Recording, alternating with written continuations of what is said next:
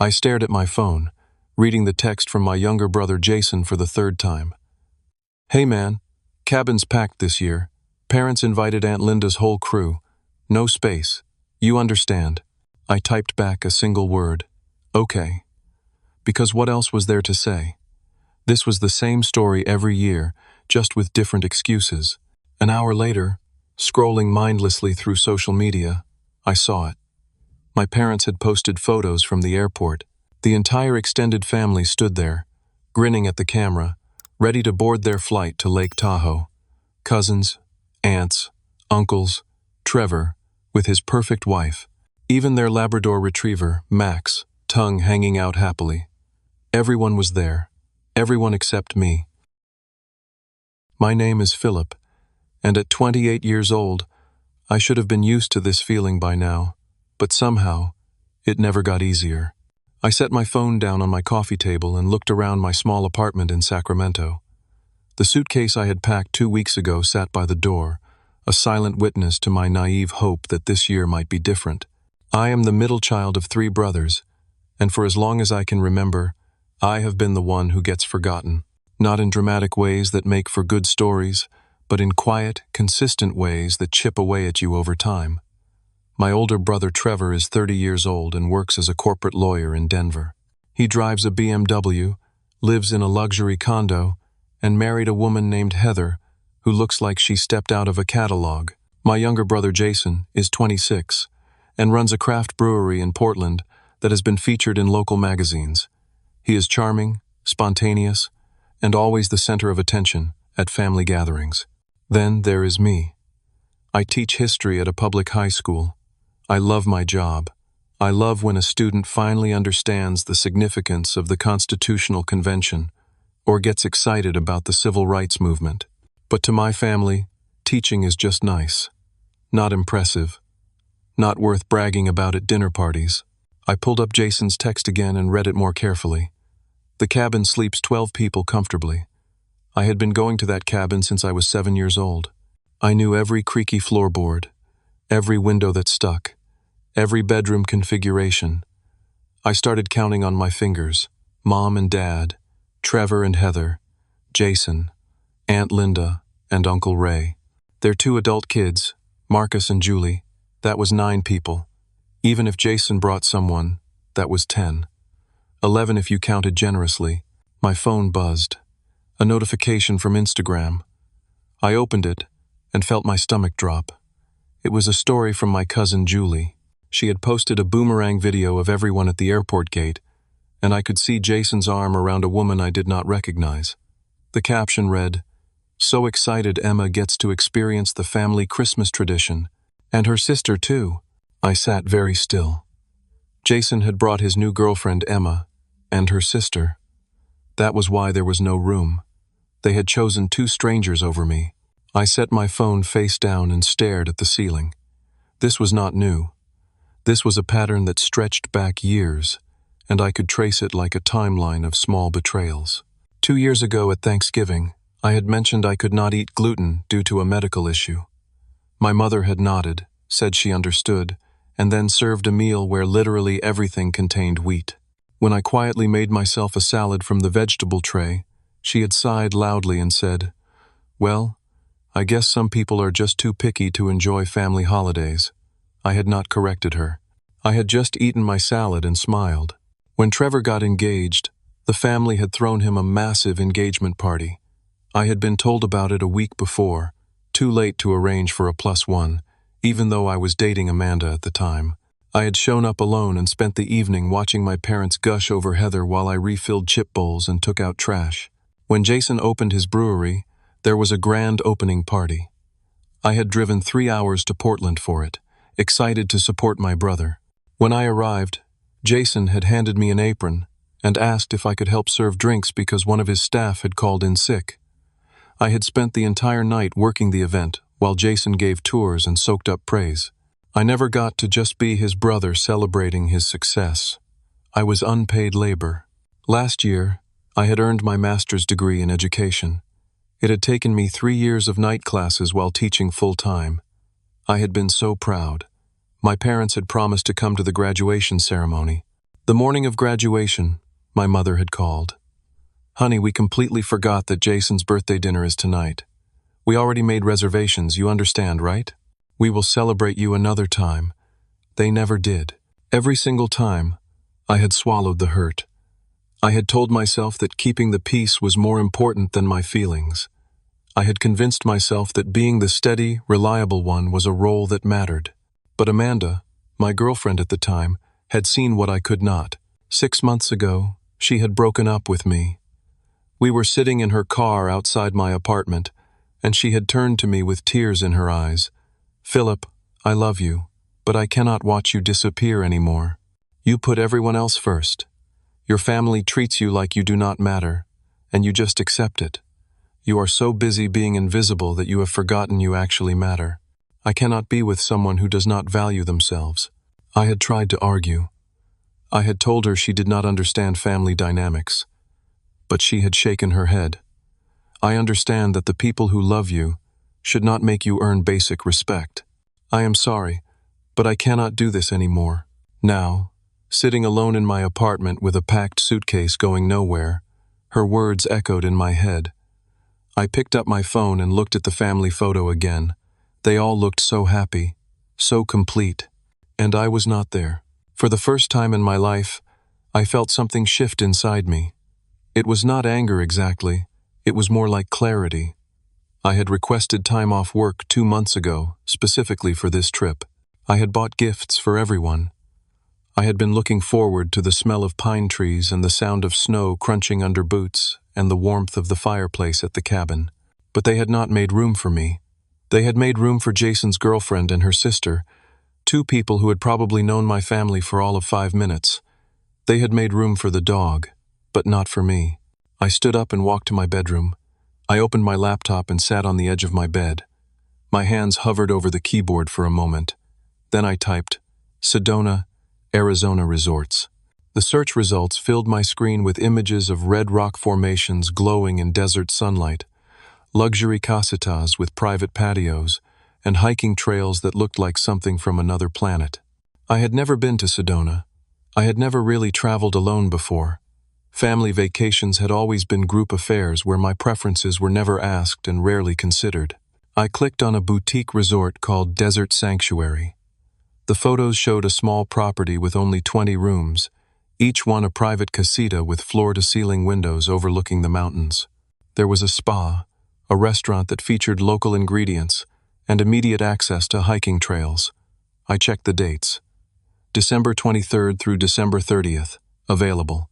My cursor hovered over the Book Now button. This felt reckless. This felt selfish.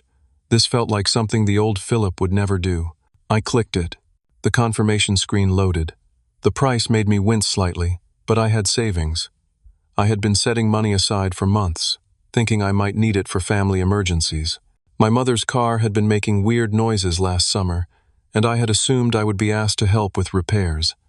My father had mentioned wanting to redo the deck. I had been waiting to be needed. But I was never needed. I was just expected to be available. I entered my credit card information and completed the booking. The moment I clicked the final confirmation button, I felt my heart racing. I had just spent $2,000 on a solo vacation to Sedona. I had never done anything like this before. I spent the next 2 hours booking everything I had always wanted to do but never suggested because someone else would have complained. A guided sunrise hike through Cathedral Rock, a hot stone massage at the resort spa, a pottery class at a local studio, dinner reservations at 3 different restaurants that had been on my list for years. By the time I finished, it was almost midnight. My suitcase still sat by the door, but now it was packed for a completely different trip. I needed hiking boots instead of snow boots, layers for desert temperature swings instead of heavy winter coats. I thought about calling my parents. I thought about texting Jason to tell him what I had done.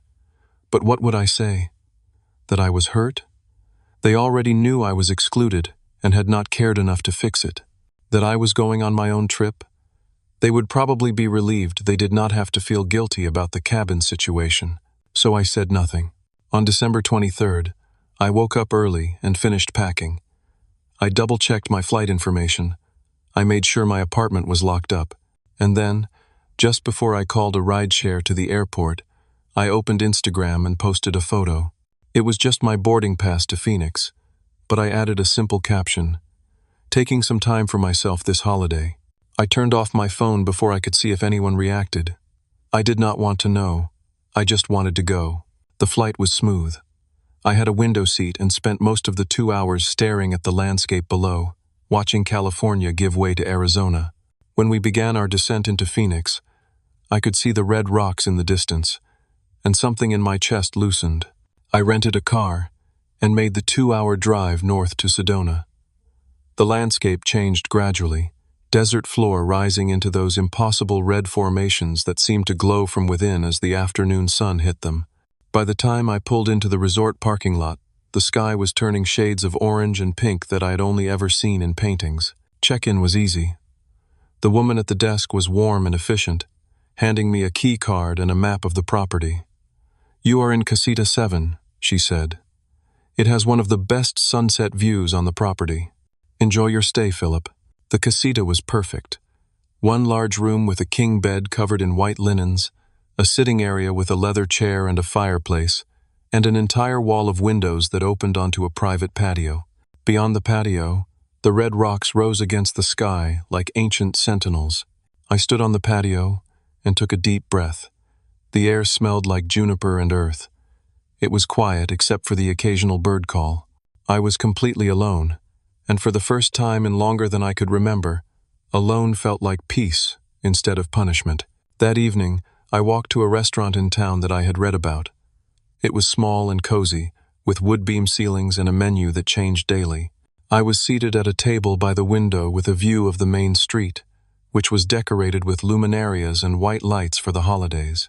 I ordered a glass of wine and the special of the day, which was a grilled trout with roasted vegetables.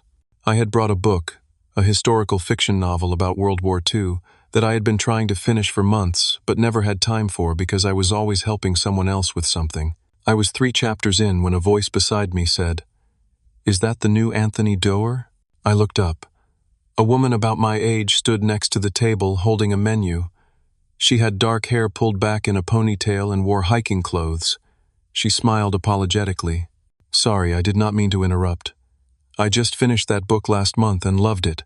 "No worries," I said, smiling back. "And yes, it is.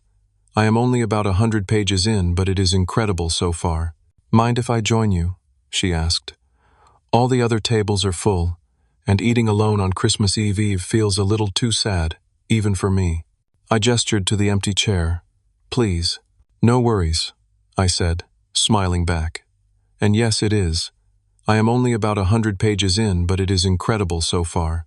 By the time we finished dinner, it felt like I had known her for years instead of hours. We exchanged numbers and made vague plans to maybe cross paths on a hike. As I walked back to my casita under a sky full of stars, I realized I had had more meaningful conversation in one evening than I had had with my family in months. I fell asleep that night to complete silence, windows open to let in the cool desert air. I did not think about the cabin or my family, or what I was missing. I just slept. I woke Christmas Eve morning to my phone buzzing like it was possessed. I had turned it back on to set an alarm for my sunrise hike, and apparently that had been a mistake. 73 missed calls. Over 100 text messages. Voicemails filling up my inbox. I sat up in bed, confused and a little alarmed. Had someone died? I opened my messages. "My mother. Where are you?" "My father. This is unacceptable. Call immediately. Jason. Dude. What are you doing?" "Trevor. You are being incredibly selfish. Aunt Linda. Your poor mother is beside herself." I scrolled through message after message, my confusion turning to anger. What were they talking about? I had been told there was no room. I had made other plans. Why did they care? "Trevor. You are being incredibly selfish." Then, I found a message from my mother that was longer than the others. "Philip, we had a surprise planned for you at the cabin. We have been saving money to help you buy a house, and we're going to tell you on Christmas morning. The whole family was in on it. We thought you would show up anyway because family is family. We never actually thought you would not come. Now Christmas is ruined, and it is your fault. Call me immediately." The anger that had been simmering since I saw that airport photo finally boiled over. I sat on the edge of my bed, phone in hand, reading through the barrage of messages. Each one added another layer to my anger and confusion. My mother's texts became increasingly manipulative as I scrolled. "After everything we have done for you, how could you abandon your family on Christmas? Do you have any idea how embarrassing this is? Everyone keeps asking where you are, and we have no answer." Jason had sent a long message around 3 in the morning. "Look, I know the girlfriend thing was complicated. Emma really wanted to bring her sister, and I thought you would understand. You are always so chill about this stuff. I figured you would just make other plans or whatever. I did not think you would actually bail on the whole family. Mom is losing it. Can you just call her and smooth this over?" Trevor's messages were colder, more accusatory. "Mom has been crying for 2 hours. Dad's blood pressure is through the roof. Aunt Linda is upset. This whole trip is a disaster now because you decided to throw a tantrum. Grow up, Philip. Family means showing up even when it is inconvenient." I stood and walked to the window. The sun was just starting to rise, painting the red rocks in shades of gold and coral. It was breathtakingly beautiful, and I was standing here reading messages from people who had excluded me and were now angry that I had not read their minds. I noticed something as I read through all the messages. Not a single person had apologized for telling me there was no room. Not one of them had acknowledged that they had explicitly excluded me. They were all angry that I had not magically appeared despite being told not to come. The house money thing felt particularly hollow. My parents had never once asked me if I was looking to buy a house. They had never asked what I actually needed or wanted. They had just decided on a grand gesture that would make them feel good and expected me to be grateful. I typed out a response, deleted it, typed another, deleted that too. Finally, I wrote one simple message to the family group chat. I was told there was no room. I made other plans. Enjoy your holiday. I muted the group chat and set my phone face down. I got dressed for my sunrise hike, pulled on my boots, and grabbed a water bottle. The trail to Cathedral Rock started right from the resort property. The morning air was crisp and cool, perfect for hiking. As I walked, I tried to let the anger go, tried to focus on the stunning landscape around me. Halfway up the trail, I ran into Claire. She was sitting on a boulder, watching the sunrise, and when she saw me, she waved. "Could not sleep either?" she called. I climbed up to where Saturday family drama, I said. She patted the rock beside her. "Want to talk about it?" I told her everything. About the messages, the supposed surprise, the expectation that I should have shown up anyway.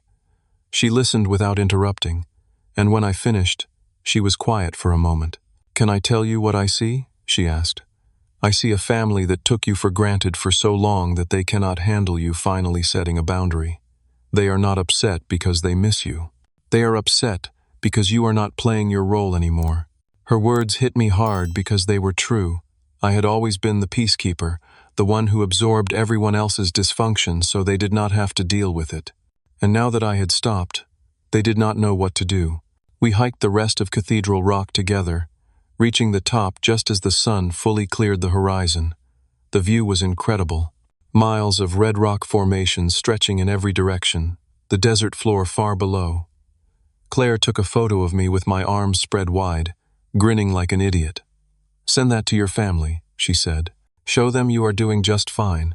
We hiked back down as the day grew warmer. Claire told me about her own journey with family boundaries, about the years she spent being the scapegoat until she finally started saying no. "It was the hardest thing I ever did," she said. "But it was also the most important, because once I stopped trying to earn their love, I could finally see who actually loved me, for real." That afternoon, I went to a candlelight meditation session at a small chapel in town. It was non-denominational, just a quiet space for people to sit and reflect during the holidays. I sat in a pew near the back and let myself feel everything I had been pushing down for years: the hurt, the anger, the grief for the family I wished I had. When I left, I felt lighter, not healed, but honest. I had stopped pretending. Back at the casita, I made the mistake of checking my phone again. More voicemails. I listened to one from my father. His voice was tight with anger. "You will call your mother right now and apologize. This behavior is unacceptable. We raised you better than this. I do not know what has gotten into you, but it ends now. Call her back." I deleted the voicemail. I was about to turn my phone off again when it rang. The caller ID showed Grandma Ruth. She was my father's mother, 86 years old, and the one person in my family who had always made me feel seen. She had not been on the cabin trip because her doctor had advised against high altitude due to her heart condition. I answered. "Hi, Grandma." "Philip, honey, I need to tell you something." Her voice was serious, "and I need you to listen carefully." "Okay," I said, sitting down on the patio. "Your parents are lying to you. There was no house money surprise." I went very still. "I talked to your mother this morning," Grandma Ruth continued. "She was upset, going on and on about how you ruined Christmas. So I asked her about this house money she was supposedly going to give you. She got real quiet, Philip. Then she admitted they made it up last night.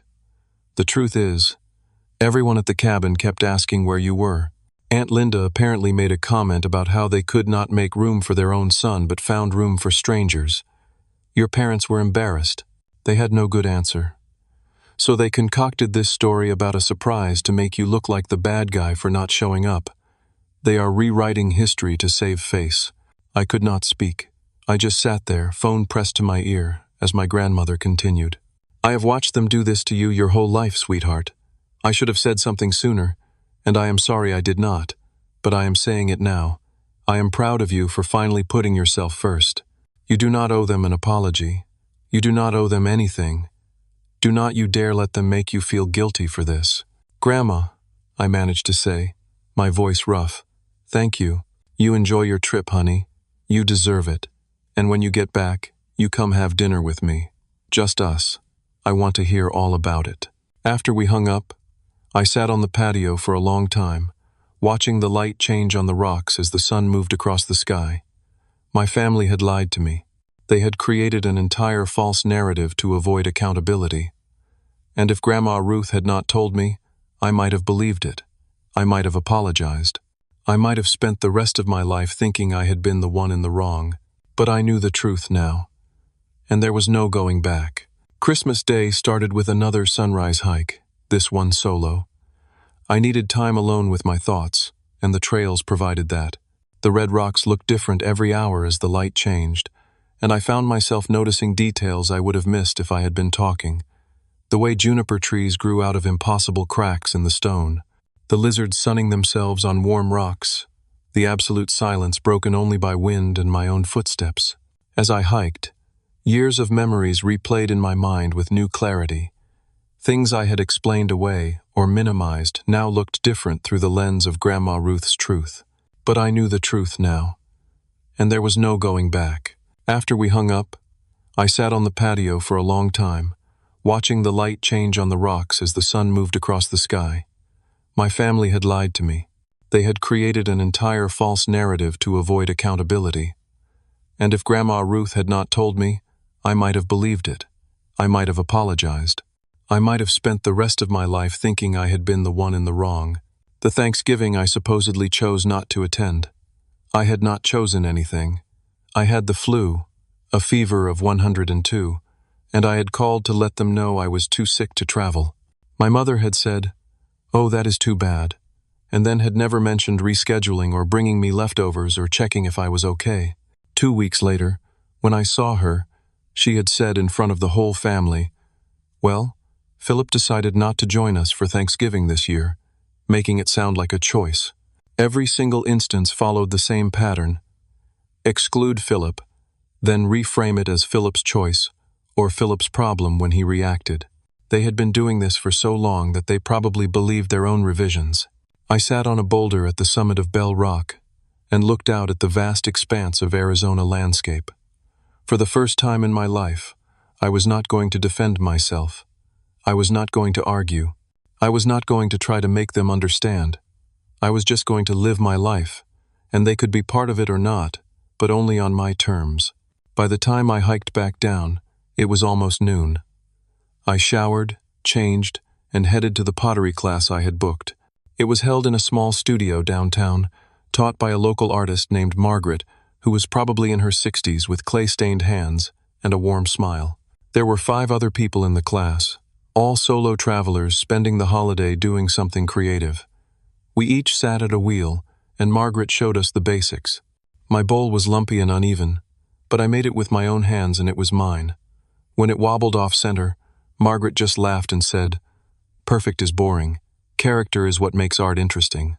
I thought about that as I shaped the clay. My family wanted me to be perfect, which really meant silent and accommodating. But I was finally discovering that I had character, and that was better.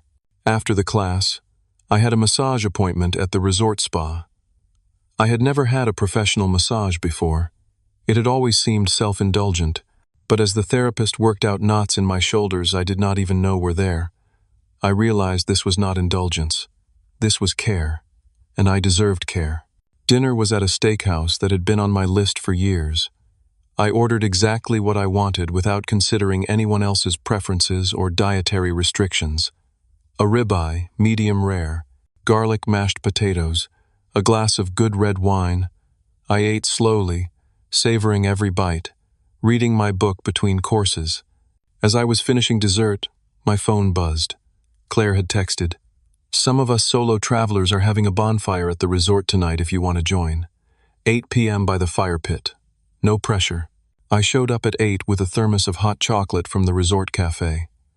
There were 6 people gathered around the fire pit, which was set into a stone patio with a view of the stars.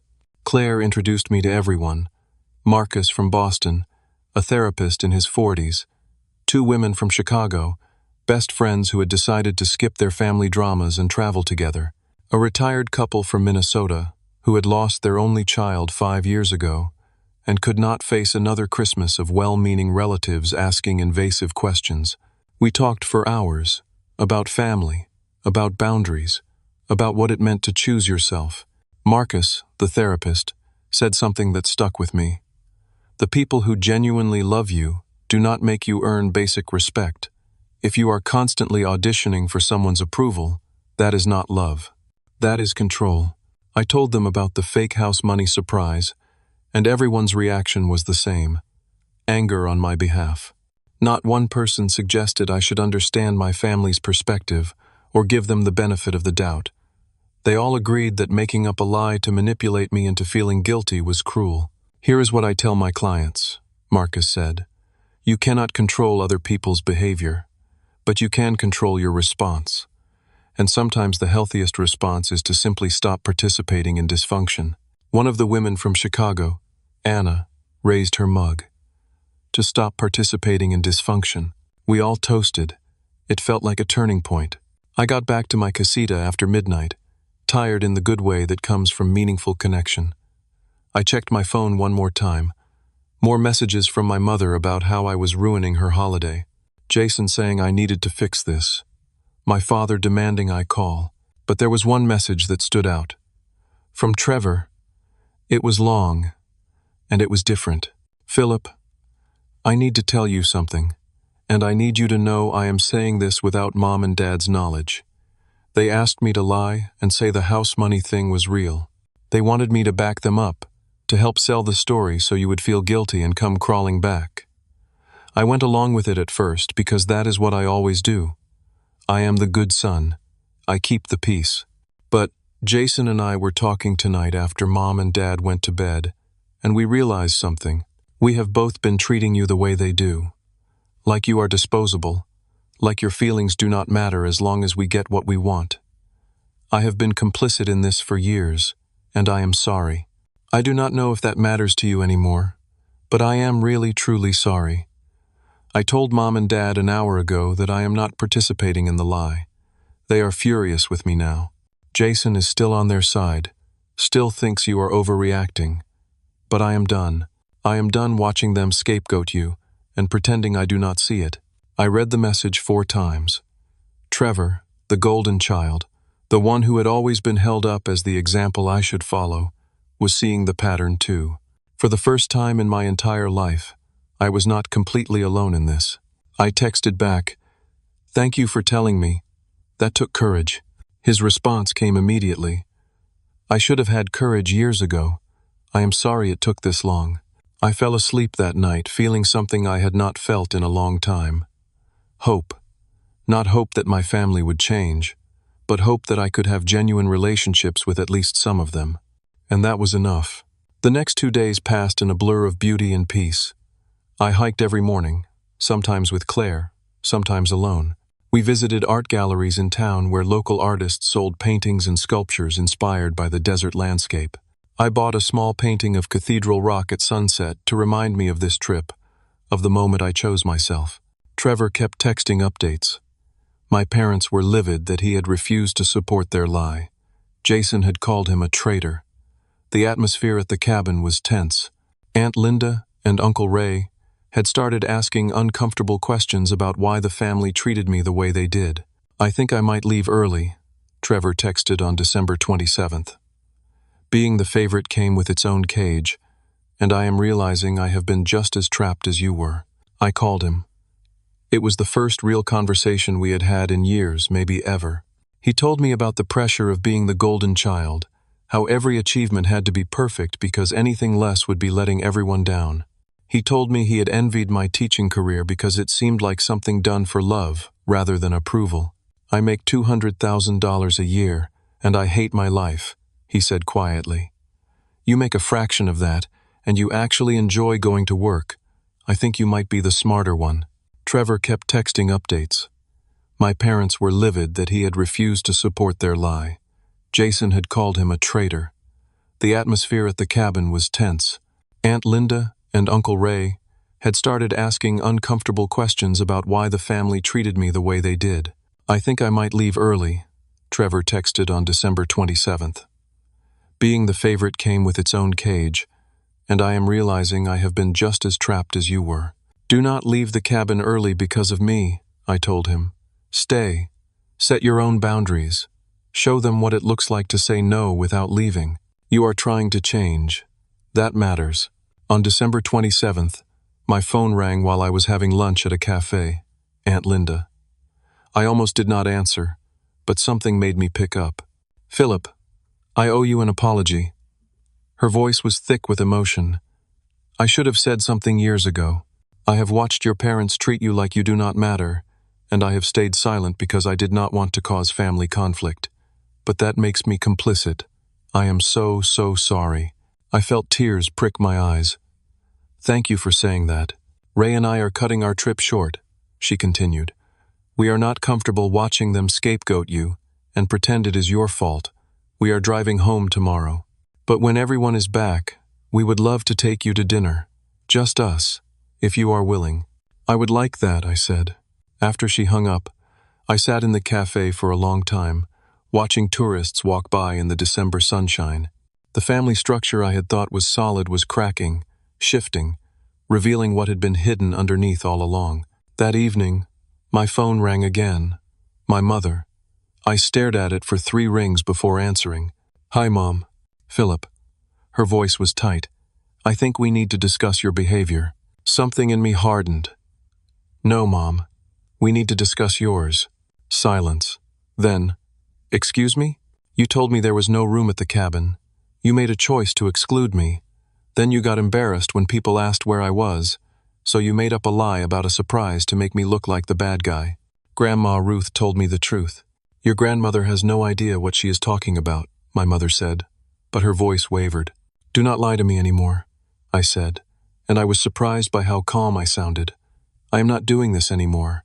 I am not auditioning to be part of this family. Either I am your son, and I am treated with basic consideration, or I am not. But I am done being the punching bag. I am done being excluded, and then blamed for my own exclusion. I am done."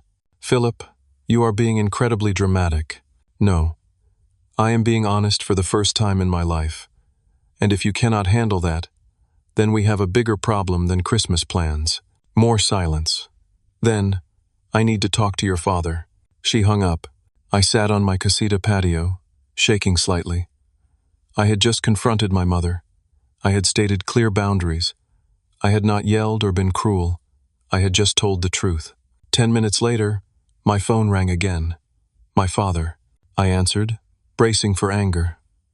Instead, I heard something I had never heard before in my father's voice. Genuine remorse. "Philip." He cleared his throat. "Your mother is crying, but not for the reason you think." I waited. "She is crying because you are right. I just told her the same thing. We have been horrible to you. I do not have an excuse. I think we took you for granted because you never complained, because you always just accepted whatever we did. That is not a reason. It is just the truth." His voice cracked. "Trevor called me yesterday. He told me what he sees, what he has been part of for years. Aunt Linda called this morning and said the same thing, and I am looking at the pattern, son, and I am ashamed." I could not speak. My father had never admitted to being wrong about anything in my entire life. "I do not know if you can forgive us," he continued, "but I need you to know that I see it now. I see how we have treated you, and I am going to do better. We are going to do better, not because you forced us to see it, but because you deserve better. You have always deserved better." We talked for almost an hour. He did not make excuses. He did not ask me to forgive him right away. He just listened when I told him about years of hurt, and he owned every bit of it. When we finally hung up, I felt wrung out but also strangely hopeful. I did not trust it yet. Words were easy, change was hard, but for the first time, my father had actually listened. I spent the last 2 days of my trip in quiet reflection. I hiked, I read, I sat on my patio and watched the light change on the rocks. Claire and I had breakfast together on my last morning, and she gave me a hug that felt like it came from an old friend rather than someone I had known for 5 days. "You did something really brave," she said. "Not just coming here, but holding your ground. Do not let them convince you otherwise." We exchanged promises to stay in touch, and I meant it. She had been a mirror for me, showing me what it looked like to choose yourself without apology. On the drive back to Phoenix, I thought about what I actually wanted. I did not want to cut my family off completely. Despite everything, I loved them, but I also knew I could not go back to being invisible. I needed them to see me, and if they could not or would not, then I needed to be okay walking away. The flight home felt different than the flight out. I was returning to my life, but I was not the same person who had left. When I got back to my apartment on January 2nd, there was a letter in my mailbox. Handwritten envelope, Trevor's return address. I opened it standing in my living room. It was 3 pages long, a detailed apology, an acknowledgement of every time he had been complicit in my exclusion, a commitment to change, and an invitation. "When you are ready, I would love to take you to dinner. Just us, no parents, no Jason, just brothers trying to figure out how to be better." There was another letter from Aunt Linda and Uncle Ray. Similar sentiments. Gratitude for my courage. An invitation to dinner. Nothing from Jason yet. My phone rang. My mother. I answered cautiously. "Your father and I would like to meet you for coffee," she said. "No preamble, if you are willing." "Okay," I said. "Tomorrow afternoon." The cafe on J Street. They were already there when I arrived, sitting at a corner table. My mother looked like she had aged 5 years in 2 weeks. My father stood when I walked in, an old-fashioned gesture he had never done before. "We Saturday." The silence was heavy. My mother spoke first. "I owe you an apology." The words came out stiff, uncomfortable. She was not good at this. The extended family's reactions at the cabin made me see things I had been ignoring. I favored Trevor's success and Jason's charisma because it made me feel like I had done something right as a parent. You were steady and good, and I took that for granted. I assumed you did not need attention or praise. I was wrong. My father jumped in, more direct. "We were lazy parents to you, Philip. You did not demand things, so we did not give them. That is not your fault. That is ours." I sat very still, letting their words settle. "What do you need from us?" my father asked. I had thought about this on the plane ride home. Consistent effort. Include me in planning, not as an afterthought. Respect my time and my choices, and no more rewriting history. When you mess up, own it. Do not make me the problem because it is easier than admitting fault. They both nodded. My mother's eyes were wet. Can we try? She asked. I know we do not deserve another chance, but can we try? Yes, I said. But if it goes back to the old patterns, I am walking away. I mean that. Understood, my father said. We talked for another hour. It was not comfortable. It was not easy, but it was honest. As we were getting ready to leave, the cafe door opened and Jason walked in. He stopped when he saw us, clearly surprised. My mother waved him over. He sat down awkwardly, defensive. I did not know we were having a family meeting. We were not, I said. Mom and Dad asked to meet me for coffee. Jason looked at me, then at our parents. So are we all just going to pretend that Philip did not bail on Christmas? Trevor, who I had not noticed come in behind Jason, spoke up. Stop. Just stop, Jason. He sat down at our table. Philip does not owe you comfort while you justify hurting him. Either apologize for real or do not, but do not make excuses. Jason's face went red. He opened his mouth, closed it. Then, slowly, something shifted in his expression. I have always been jealous of you. I stared at him. What? You are good at relationships, Jason said quietly. Your students love you. You have this calm I have never had. People trust you. I excluded you because including you made me feel less special. That is pathetic, but it is true. I am sorry. The table went silent. I do not know how to fix this, Jason said, looking at his hands. Start by meaning it when you include me next time, I said. He nodded. Okay. It was not a perfect resolution, but it was real. 3 months passed. They were not perfect months, but they were different ones.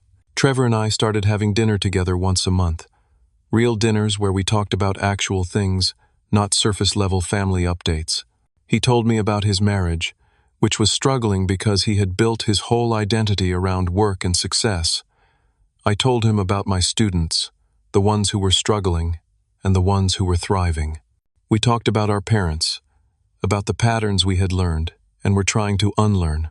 One night over pasta, Trevor said something that surprised me. Being the favorite destroyed me in ways I am only now seeing. I was never allowed to fail or be vulnerable. You, at least, were allowed to be human. I would have preferred being seen, I said. I know. I am not saying my experience was harder. I am just saying we were both damaged by the same system in different ways. Aunt Linda and Uncle Ray became unexpected allies. They invited me to their house for Sunday dinners, just the 3 of us. Aunt Linda told me stories about my father as a kid, about how his own parents had played favorites with him and his siblings. It did not excuse his behavior, but it helped me understand it. Jason's change was slower and more inconsistent. He would include me in plans, then forget to follow through. But when I called him on it, he apologized instead of getting defensive, small steps. My parents followed through in ways that mattered. When Easter planning started, my mother called me first and asked what dates worked for me. When my father heard I was thinking about buying a new car, he showed up at my apartment with Consumer Reports and spent 3 hours helping me research options. They were trying. It was imperfect and sometimes awkward, but it was real effort. In March, I started dating someone new. Her name was Sarah, and she was a librarian I met at a community event about local history. She was kind and funny and actually interested in my work. When I told her about the Christmas situation, she did not pity me or tell me I was brave. She just said, "Good boundaries are attractive." I invited Sarah to a family dinner in April. I was nervous, expecting my parents to compare her to Heather or make awkward comments. Instead, my mother asked Sarah about her work, genuinely interested. My father told embarrassing stories about me as a kid, but they were affectionate instead of mocking. Jason asked if Sarah had any brewery recommendations in town. Trevor and Heather invited us to join them for a concert. It was the first family dinner where I felt like I belonged. A small moment happened that meant everything. My mother was serving dessert, and she came to me first. "I got that pie you like, Philip. The apple one from the bakery on 15th Street. She had remembered. She had gone out of her way. It was such a small thing, but it was everything. Jason slipped up sometimes. In May, He sent a group text about a family barbecue at his place and forgot to include me in the chain. But an hour later, he texted me directly. I messed up. You are invited. Please come. I am sorry. The old Philip would have said it was fine and swallowed the hurt. The new Philip said, Thank you for apologizing. Yes, I will come. But please add me to the group chat so this does not keep happening. He did. Grandma Ruth and I had dinner once a week, just us. She told me she was proud of me at every single meal, and I never got tired of hearing it. You broke a cycle, she said. That takes courage most people never find. Claire and I stayed in touch. We texted regularly, and in June she came to visit Sacramento for a weekend. We hiked in the foothills and had dinner at my favorite local spots. You seem different, she said. Lighter. I feel different, I said. In July, I planned a trip back to Sedona. I invited Trevor and Sarah. I invited my parents too, but I made it clear. This was my trip, my plans, and they were welcome to join, but not to take over. They came. We hiked Cathedral Rock together. My father struggled with the altitude but kept going. My mother took photos of the red rocks and said, I see why you love it here. On the last night, we had dinner at the same restaurant where I had met Claire. I told them the story of that first night, of sitting alone and feeling peace instead of loneliness. I am glad you came here, my mother said quietly. I am glad you chose yourself. It was the closest she had come to fully owning what had happened. I accepted it. Summer turned to fall. My students started a new school year. A junior named Marcus, who reminded me of myself at that age, stayed after class one day. Mr. Philip, can I ask you something personal? Sure, I said. How do you deal with family stuff? Like when they make you feel invisible? I thought about it. I learned that I had to be visible to myself first. I had to believe I mattered even when other people acted like I did not. And then I had to be brave enough to say, this is how I need to be treated. Some people will rise to that, some will not. But either way, you will know where you stand. He nodded slowly. That makes sense. As he left, I thought about that conversation. I had become the person I needed when I was his age. That felt like purpose. In October, planning for Christmas began. The group text started with my mother asking everyone's availability. I was included from the first message. Jason suggested the cabin again. I felt my stomach tighten. Old wounds not quite healed. Trevor texted separately. If you do not want to do the cabin, I will back you up. I thought about it. Then I responded to the group. I am okay with the cabin, but I want to be part of the planning this time, not just told when to show up. My mother called me an hour later. What do you want this Christmas to look like? We planned it together, all of us. Dates that worked for everyone. Food preferences actually considered. Space allocated fairly. It was not perfect, but it was inclusive. When Christmas came, I drove to Tahoe with Sarah. We had our own room this time, not a couch or a sleeping bag on the floor. The cabin smelled like pine and cinnamon and wood smoke, all the smells I had loved as a kid. Jason greeted me at the door with a hug. Glad you are here, man.